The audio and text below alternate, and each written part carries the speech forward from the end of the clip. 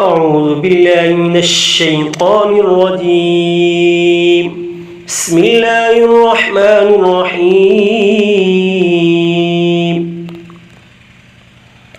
ياسين والقرآن الحكيم إنك لمن المرسلين على صراط مستقيم تنزيل العزيز الرحيم لتنذر قوما ما أنذر آباؤهم فهم غافلون لقد حق القول على أكثرهم فهم لا يؤمنون إنا جعلنا في أعناقهم أغلالا فهي إلى الأذقان فهم مقمحون وجعلنا من بين أيديهم سدا ومن خلفهم سدا فأغشيناهم فهم لا يبصرون وسواء عليهم أأنذرتهم أم لم تنذرهم لا يؤمنون إنما تنذر من اتبع الذكر وخشي الرحمن بالغيب فبشره بمغفرة وأجر كريم إنا نحن نحيي الموتى ونكتب ما قدموا وآثارهم وكل شيء أحصيناه في إمام مبين واضرب لهم مثلا أصحاب القرية إذ جاءها المرسلون إذا أرسلنا إليهم اثنين فكذبوهما فعززنا بثالث فقالوا إنا إليكم مرسلون قالوا ما أنتم إلا بشر مثلنا وما أنزل الرحمن من شيء إن أنتم إلا تكذبون قالوا ربنا يعلم إنا إليكم لمرسلون وما علينا إلا البلاغ المبين قالوا إنا تطيرنا بكم لئن لم تنتهوا لنرجمنكم وليمسنكم منا عذاب أليم قالوا طائركم معكم أئن ذكرتم بل أنتم قوم مسرفون وجاء من أقصى المدينة رجل يسعى قال يا قوم اتبعوا المرسلين اتبعوا من لا يسألكم أجرا وهم مهتدون وما لي لا أعبد الذي فطرني وإليه ترجعون أتخذ من دونه آلهة إن يردني الرحمن بضر لا تغن عني شفاعتهم شيئا ولا ينقذون إني إذا لفي ضلال مبين إني آمنت بربكم فاسمعون قيل ادخل الجنة قال يا ليت قومي يعلمون بما غفر لي ربي وجعلني من المكرمين وما أنزلنا على قومه من بعده من جند من السماء وما كنا منزلين إن كانت إلا صيحة واحدة فإذا هم خامدون يا حسرة على العباد ما يأتيهم من رسول إلا كانوا به يستهزئون ألم يروا كم أهلكنا قبلهم من القرون أنهم إليهم لا يرجعون وإن كل لما جميع لدينا محضرون وآية لهم الأرض الميتة أحييناها وأخرجنا منها حبا فمنه يأكلون وجعلنا فيها جنات من نخيل وأعناب وفجرنا فيها من العيون ليأكلوا من ثمره وما عملته أيديهم أفلا يشكرون سبحان الذي خلق الأزواج كلها مما تنبت الأرض ومن أنفسهم ومما لا يعلمون وآية لهم الليل نسلخ منه النهار فإذا هم مظلمون والشمس تجري لمستقر لها ذلك تقدير العزيز العليم والقمر قدرناه منازل حتى عاد كالعرجون القديم لا الشمس ينبغي لها أن تدرك القمر ولا الليل سابق النهار وكل في فلك يسبحون وآية لهم أنا حملنا ذريتهم في الفلك المشحون وخلقنا لهم من مثله ما يركبون وإن نشأ نغرقهم فلا صريخ لهم ولا هم ينقذون إلا رحمة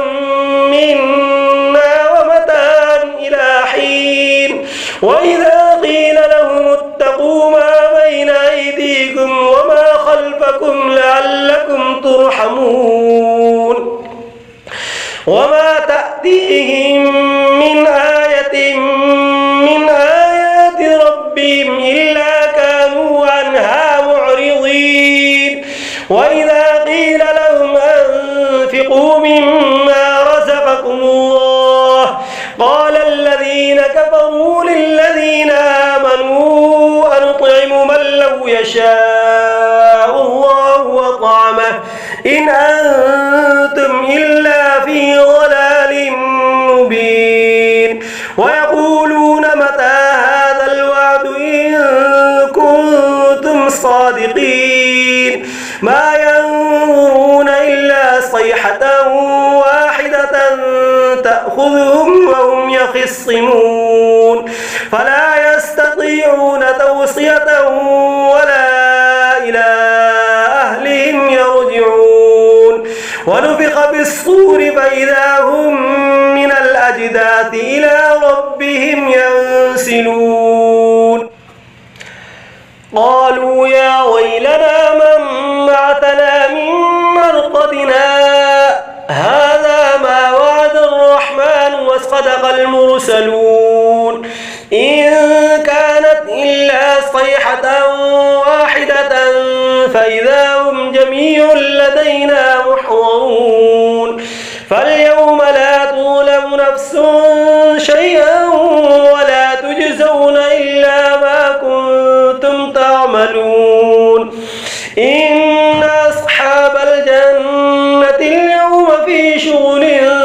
فاكهون هم وأزواجهم في ظلال على الأرائك متكئون لهم فيها فاكهة ولهم ما يدعون سلام قولا من رب رحيم وامتازوا اليوم أيها المجرمون ألم أعهد إليكم يا بني آدم ألا تعبدوا الشيطان إنه لكم عدو مبين وأن اعبدوني هذا صراط مستقيم ولقد أضل منكم جبلا كثيرا أفلم تكونوا تعقلون هذه جهنم التي كنتم توعدون اصلوها اليوم بما كنتم تكفرون اليوم نختم على أفواههم وتكلمنا وتشهد أرجلهم بما كانوا يكسبون ولو نشاء لطمسنا على أعينهم فاستبقوا الصراط فأنى يبصرون ولو نشاء لمسخناهم على مكانتهم فما استطاعوا مضيا ولا يرجعون ومن نعمره ننكسه في الخلق أفلا يعقلون وما علمناه الشعر وما ينبغي له إن هو إلا ذكر وقرآن مبين لينذر من كان حيا ويحق القول على الكافرين أولم يروا أنا خلقنا لهم مما عملت أيدينا أنعاما فهم لها مالكون وذللناها لهم فمنها ركوبهم ومنها يأكلون ولهم فيها منافع ومشارب وفلا يشكرون واتخذوا من دون الله آلهة لعلهم ينصرون لا يستطيعون نصرهم وهم لهم جند محضرون فلا يحزنك قولهم إنا نعلم ما يسرون وما يعلنون أولم ير الإنسان أنا خلقناه من نطفة فإذا هو خصيم مبين وضرب لنا مثلا ونسي خلقه قال من يحيي العظام وهي رميم قل يحييها الذي أنشأها أول مرة وهو بكل خلق عليم الذي جعل لكم من الشجر الأخضر نارا فإذا أنتم منه توقدون أوليس الذي خلق السماوات والأرض بقادر على أن يخلق مثلهم بلى وهو الخلاق العليم إنما أمره إذا أراد شيئا أن يقول له كن فيكون فسبحان الذي بيده ملكوت كل شيء وإليه ترجعون بسم الله الرحمن الرحيم الرحمن علم القرآن خلق الإنسان علمه البيان الشمس والقمر بحسبان والنجم والشجر يسجدان والسماء رفعها ووضع الميزان ألا تطغوا في الميزان وأقيموا الوزن بالقسط ولا تخسروا الميزان والأرض وضعها للأنام فيها فاكهة والنخل ذات الأكمام والحب ذو العصف والريحان فبأي آلاء ربكما تكذبان خلق الإنسان من صلصال كالفخار وخلق الجان من مارد من نار فبأي آلاء ربكما تكذبان رب المشرقين ورب المغربين فبأي آلاء ربكما تكذبان مرج البحرين يلتقيان بينهما برزخ لا يبغيان فبأي آلاء ربكما تكذبان يخرج منهما اللؤلؤ والمرجان فبأي آلاء ربكما تكذبان وله الجوار المنشآت في البحر كالأعلام فبأي آلاء ربكما تكذبان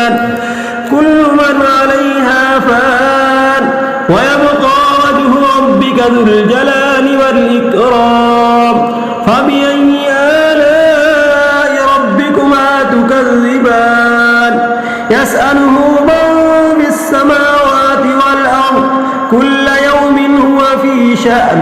فبأي آلاء ربكما تكذبان سنفرغ لكم أيها الثقلان فبأي آلاء ربكما تكذبان يا معشر الجن والإنس إن استطعتم أن تنفذوا من أقطار السماوات والأرض فانفذوا لا تنفذون إلا بسلطان فبأي آلاء ربكما تكذبان يرسل عليكما شواظ من نار ونحاس فلا تنتصران فبأي آلاء ربكما تكذبان فإذا انشقت السماء فكانت وردة كالدهان فبأي آلاء ربكما تكذبان فيومئذ لا يسأل عن ذنبه إنس ولا جان فبأي آلاء ربكما تكذبان يعرف المجرمون بسيماهم فيؤخذ بالنواصي والأقدام فبأي آلاء ربكما تكذبان هذه جهنم التي يكذب بها المجرمون يطوفون بينها وبين حميم آن فبأي آلاء ربكما تكذبان ولمن خاف مقام ربه جنتان فبأي آلاء ربكما تكذبان ذواتا أفنان فبأي آلاء ربكما تكذبان فيهما عينان تجريان فبأي آلاء ربكما تكذبان فيهما من كل فاكهة زوجان فبأي آلاء ربكما تكذبان متكئين على فرش مطائنها من استبرق وجنى الجنتين دان فبأي آلاء ربكما تكذبان فيهن قاصرات الطرف لم يطمثهن إنس قبلهم ولا جان فبأي آلاء ربكما تكذبان كأنهن الياقوت والمرجان فبأي آلاء ربكما تكذبان هل جزاء الإحسان إلا الإحسان فبأي آلاء ربكما تكذبان ومن دونهما جنتان فبأي آلاء ربكما تكذبان مدهامتان فبأي آلاء ربكما تكذبان فيهما عينان نضاختان فبأي آلاء ربكما تكذبان فيهما فاكهة ونخل ورمان فبأي آلاء ربكما تكذبان فيهن خيرات حسان فبأي آلاء ربكما تكذبان حور مقصورات في الخيام فبأي آلاء ربكما تكذبان لم يطمثهن إنس قبلهم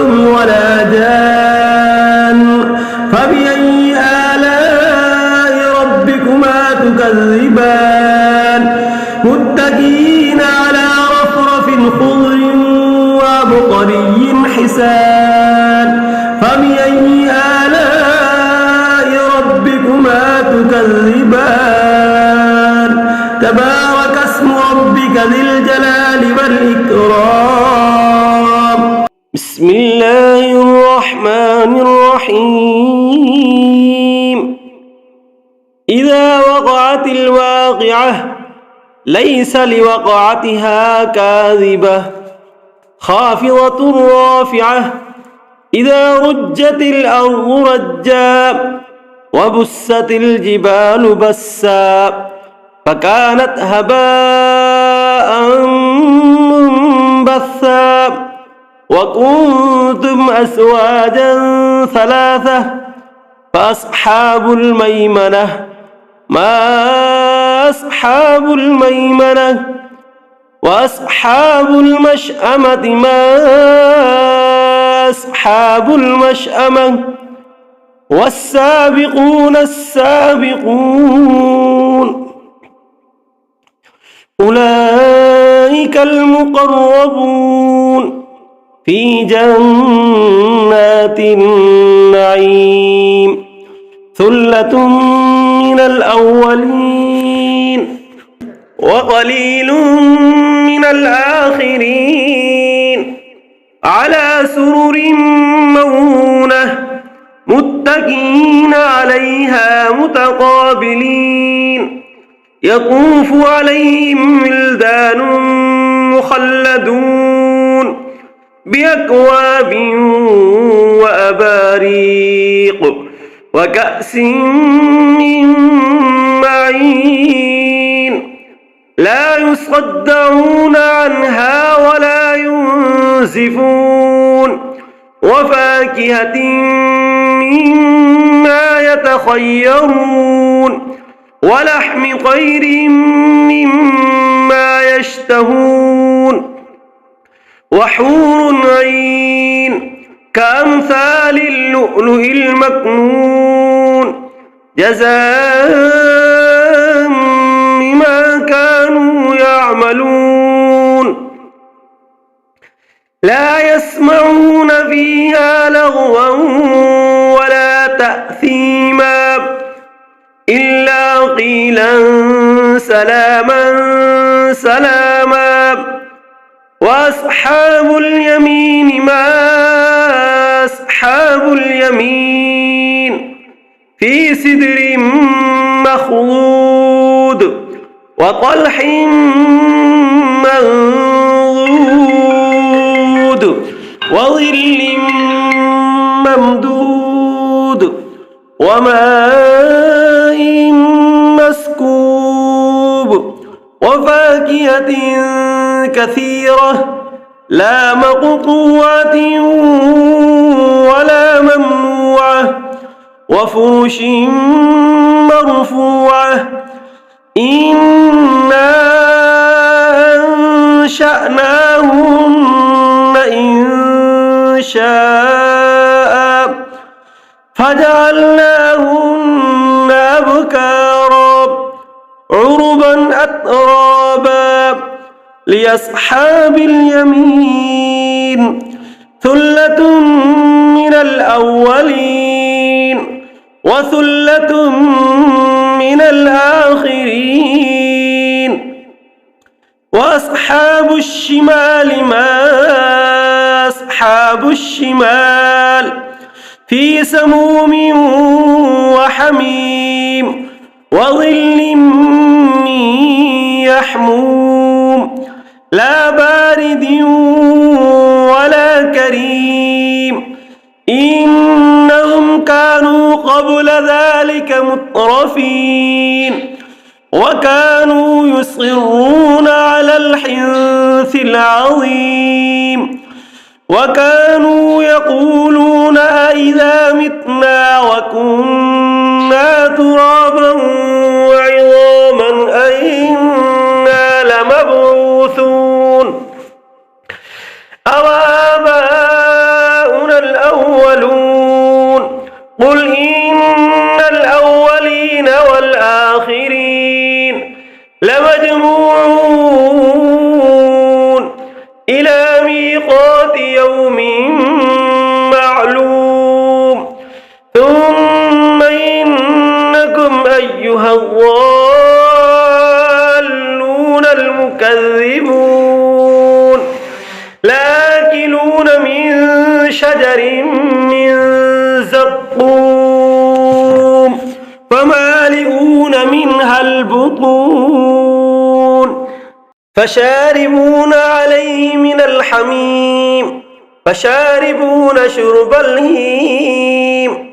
هذا نزلهم يوم الدين نحن خلقناكم فلولا تصدقون أفرأيتم ما تمنون أنتم تخلقونه أم نحن الخالقون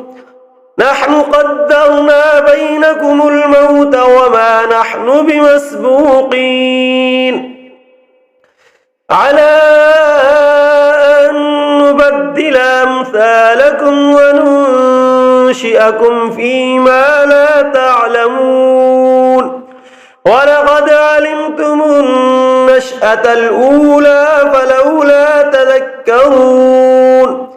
أفرأيتم ما تحرثون أأنتم تزرعونه أم نحن الزارعون لو نشاء لجعلناه حطاما فظلتم تفكرون إنا لمغرمون بل نحن محرومون أفرأيتم الماء الذي تشربون أأنتم أنزلتموه من المزن أم نحن المنزلون لو نشاء جعلناه أجاجا فلولا تشكرون أفرأيتم النار التي تورون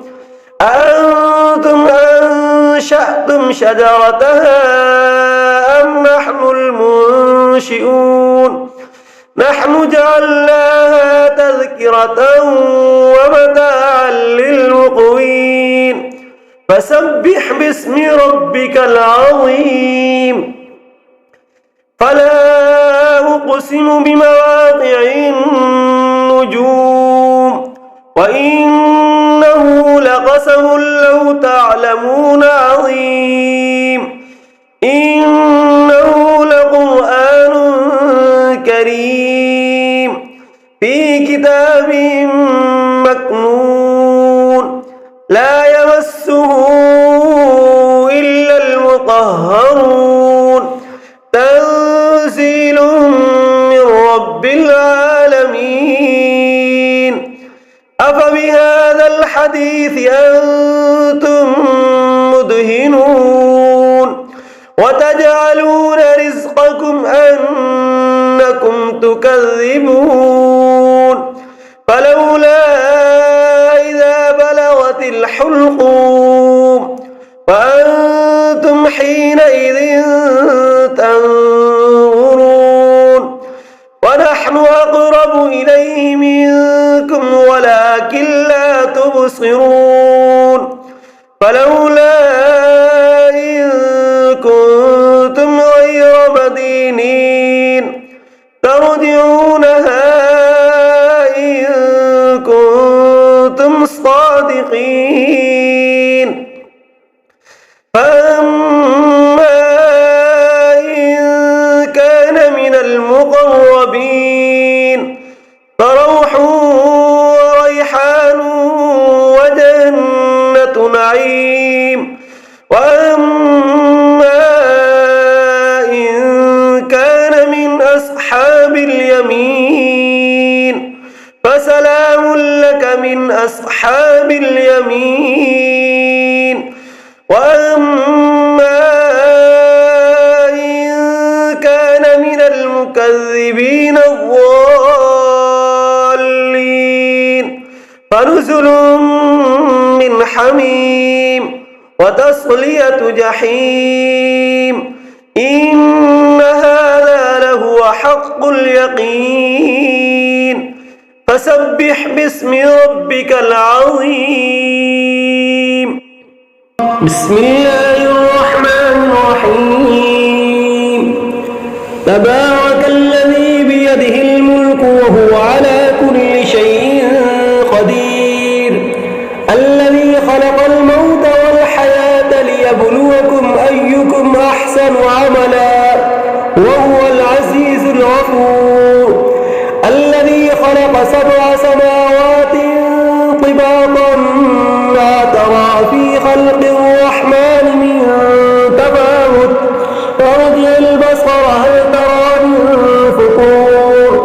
ثم ارجع البصر كرتين ينقلب إليك البصر خاسئا وهو حسير ولقد زينا السماء الدنيا بمصابيح وجعلناها رجوما للشياطين وأعتدنا لهم عذاب السعير وللذين كفروا بربهم عذاب جهنم وبئس المصير إذا ألقوا فيها سمعوا لها شهيقا وهي تفور تكاد تميز من الغيظ كلما ألقي فيها فوج سألهم خزنتها ألم يأتكم نذير قالوا بلى قد جاءنا نذير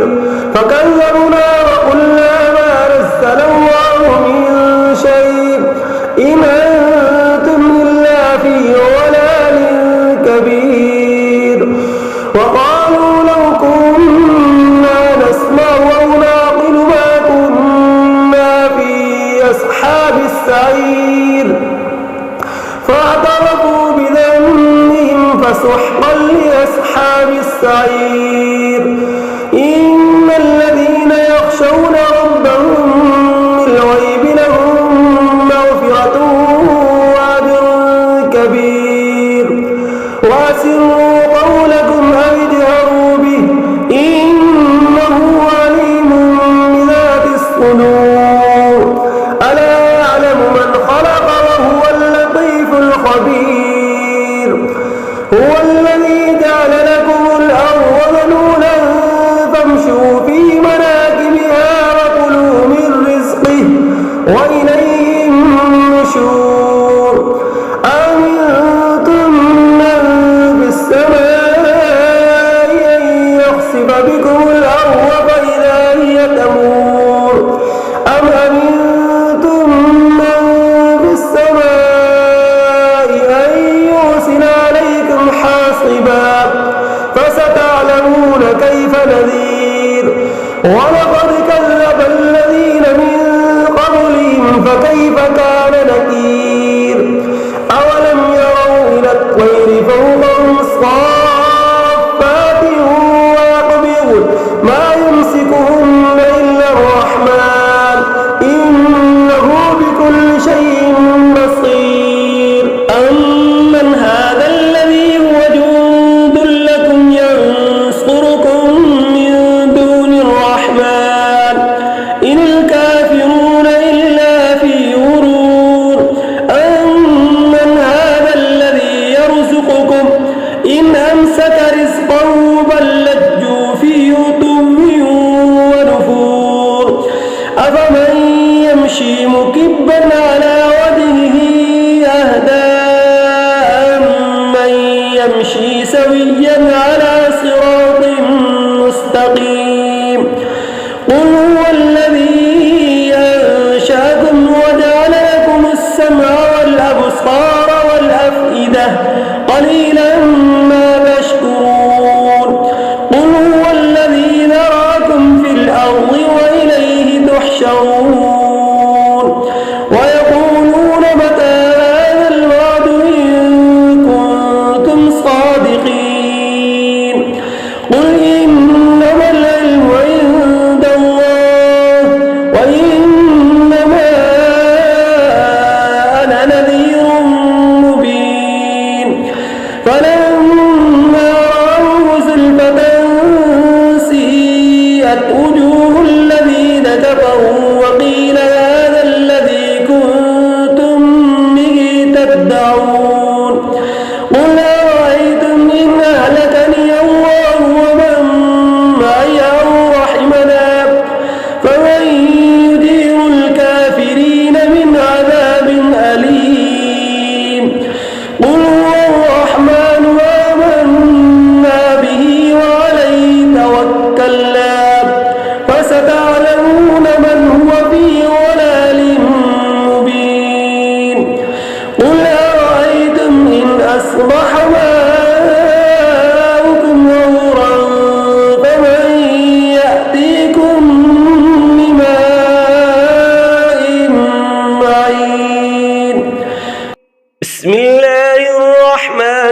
الرحيم يا أيها المزمل قم الليل إلا قليلا نصفه أو انقص منه قليلا أو زد عليه ورتل القرآن ترتيلا إنا سنلقي عليك قولا ثقيلا إن ناشئة الليل هي أشد وطئا وأقوم قيلا إن لك في النهار سبحا طويلا واذكر اسم ربك وتبتل إليه تبتيلا رب المشرق والمغرب لا إله إلا هو فاتخذه وكيلا واصبر على ما يقولون واهجرهم هجرا جميلا وذرني والمكذبين أولي النعمة ومهلهم قليلا إن لدينا أنكالا وجحيما وطعاما ذا غصة وعذابا أليما يوم ترجف الأرض والجبال وكانت الجبال كثيبا مهيلا إنا أرسلنا إليكم رسولا شاهدا عليكم كما أرسلنا إلى فرعون رسولا فعصى فرعون الرسول فأخذناه أخذا وبيلا فكيف تتقون إن كفرتم يوما يجعل الولدان شيبا السماء منفطر به كان وعده مفعولا إن هذه تذكرة فمن شاء اتخذ إلى ربه سبيلا إن ربك يعلم أنك تقوم أدنى من ثلثي الليل ونصفه وثلثه وطائفة من الذين معك والله يقدر الليل والنهار علم أن لن تحصوه فتاب عليكم فاقرؤوا ما تيسر من القرآن علم أن سيكون منكم مرضى وآخرون يضربون في الأرض يبتغون من فضل الله وآخرون يقاتلون في سبيل الله فاقرؤوا ما تيسر منه وأقيموا الصلاة وآتوا الزكاة وأقرضوا الله قرضا حسنا وما تقدموا لأنفسكم من خير تجدوه عند الله هو خيرا وأعظم أجرا واستغفروا الله إن الله غفور رحيم صدق الله العظيم.